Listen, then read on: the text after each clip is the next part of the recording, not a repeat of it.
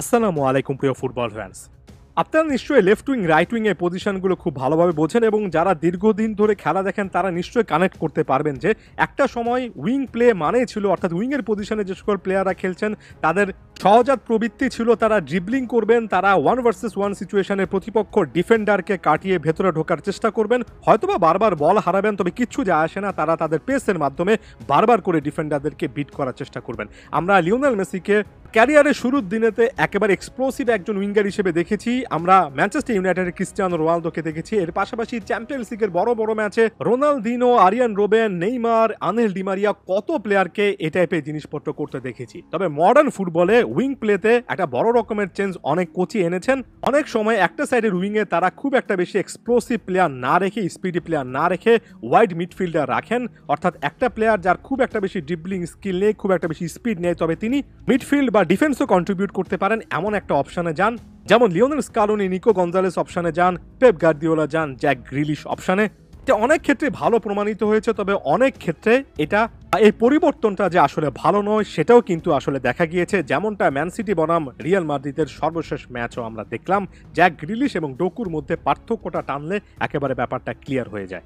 Real মাদ্রিদের বিপক্ষে Manchester সিটির ঘরের মাঠের ওই ম্যাচটাতে জেরেমি ডোকু মাঠে নামার মাধ্যমেই কিভাবে ম্যানচেস্টার সিটি এক্সট্রা একটা এজ পেয়েছে, কিভাবে ডোকু আসলে একটা গোল ক্রিয়েট করেছেন সেটা সকলেরই জানা।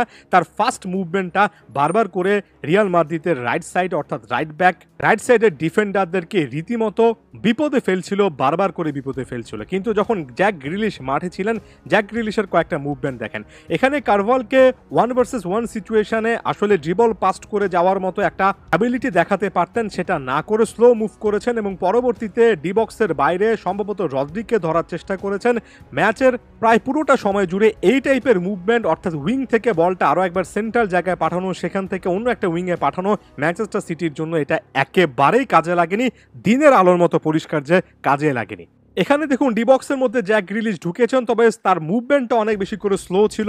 যারা খেলাটা দেখেছেন তারা কানেক্ট করতে পারবেন, বলটা পায়ে রেখে একটু ধরে রাখেন, একটু চিন্তা ভাবনা করেন, স্লো বিল্ড আপ করার চেষ্টা করেন, ততক্ষণে রিয়াল মাদ্রিদের ডিফেন্স লাইনে অনেক প্লেয়ার চলে আসেন। ডি বক্সের মধ্যে যেখানে 3 জন প্লেয়ার থাকার কথা সেখানে 5-6 জন চলে আসেন এবং এমন সিচুয়েশনে ক্রস না করে আরও একবার সতীর্থকে খোঁজার চেষ্টা বারবার করে জ্যাক গ্রিলিশ করে গিয়েছেন। ম্যানচেস্টার সিটির বাকি প্লেয়াররাও করেছেন, কোনো কাজে আসেনি। রিয়ালের মতো একটা দল যারা কিনা ডি বক্সের মধ্যেও কিন্তু যথেষ্ট পরিমাণ ঠান্ডা মাথায় ডিফেন্ড করতে পারে, তাদের বিপক্ষে এই টাইপের ফুটবল, ডি বক্সের মধ্যেও পাসিং ফুটবল কাজে আসে না, আরও একবার স্পষ্টত প্রমাণিত।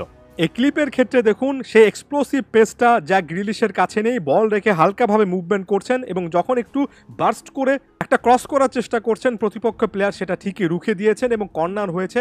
ওই ম্যাচে সম্ভবত ম্যানচেস্টার সিটি 90 মিনিটে 15টার মতো কর্নার পেয়েছিল, আমার কাছে মনে হচ্ছিল 30টা কর্নার পেলেও আসলে সেখান থেকে কোনো কিছু আসবে না। পুরো গেম প্ল্যানেই এখানে বড় রকমের একটা ফ্ল এটা ছিল যে এটা মনে করা আস্তে আস্তে স্লো বিল্ড আপ করে বারবার করে বল এপাশ থেকে ওপাশে মুভ করিয়ে ডি বক্সের মধ্যে পাস খেলে অনেকগুলো চান্সেস ক্রিয়েট করা যাবে এবং সেখান থেকে ফিনিশ করে আসা যাবে। ম্যানচেস্টার সিটি অন্য দলগুলোর বিপক্ষে এমন টাইপের ট্যাকটিক্সে সাকসেসফুল হলেও রিয়াল মাদ্রিদের বিপক্ষে কিন্তু আসলে সাকসেসফুল হতে পারেনি এবং এটাই সবচেয়ে বড় বাস্তব সত্য। আমি বলছি না যে গ্রিলিশ মানসম্পন্ন প্লেয়ার না, অবশ্যই ভালো একজন প্লেয়ার। আমি মোটেও বলছি না যে পেপ গার্দিওলা ট্যাকটিক্যালি বড় রকমের ভুল করেছেন, তবে এমন টাইপের ম্যাচে এটা বুঝতে পারা উচিত যে আপনার কাছে যখন দুটো অপশন থাকে, যে একজন পাসিং ফুটবল খেলতে পারেন এমন উইঙ্গার যিনি কিনা অনেকটা ওয়াইড মিডফিল্ডার হিসেবে খেলতে পারেন এবং ডিফেন্সিভলি কন্ট্রিবিউট করতে পারেন, তবে ড্রিবল পাস্ট করে প্রতিপক্ষকে কাটিয়ে ভেতরে ঢুকতে পারেন না, ক্রস করতে পারেন না খুব ভালোভাবে, যেমন জ্যাক গ্রিলিশ। এবং অন্য একটা অপশন যদি হয় জেরেমি ডোকুর মতো একজন প্লেয়ার যিনি বল পায়ে থাকলে বল হারাবেন কি না হারাবেন সেটা পরের ব্যাপার, অন্তত ওই সাইডের রাইট ব্যাককে 1 vs 1 সিচুয়েশনে বিট করে ডি বক্সের মধ্যে ঢুকে পড়ে ক্রস করার চেষ্টা করবেন, তাহলে আপনার এমন টাইপের ম্যাচে যখন কোনো কিছু হচ্ছে না তখন জেরেমি ডোকুকে বাছাই করে নেওয়া উচিত এবং তাকে প্রাধান্য দেওয়া উচিত। মডার্ন ডে কোচেরা উইঙ্গারের পজিশনটাকে চেঞ্জ করতে করতে ওয়াইড মিডফিল্ডারের এমন একটা জায়গায় নিয়ে আসছেন যেখানে উইঙ্গারের ওই ফিয়ার ফ্যাক্টরটা থাকে না। ট্যাকটিক্যালি এত জটিলতার দিকে না গিয়ে রিয়াল মাদ্রিদ সেই উইঙ্গারদেরকে কাজে লাগিয়ে, সে ভিনিসিয়াস জুনিয়র, সে রদ্রিগোর পেসটাকে কাজে লাগিয়ে ম্যাচ বের করে আনে। সেই প্যারিস সেন্ট জার্মেই যাদের স্ট্রাকচারই ঠিক নেই, তারা কিন্তু সেই কিলিয়ান এমবাপের এক্সপ্লোসিভ পেস, তার উইং প্লেকে কাজে লাগিয়ে একের পর এক গোল বের করে আনে। এবং তাই দিন শেষে একেবারে ক্লিয়ারলি বলতে হয়, আগের দিনে যে ধারণাটা ছিল উইঙ্গাররা মানে স্পিডি প্লেয়ার হবেন, তারা ড্রিবল করবেন, সেটাই অনেক সময় বেটার। অনেক সময় ওল্ড ইজ গোল্ড, পুরনো ওই তত্ত্বটাই আসলে অনেক বেশি করে কার্যকর।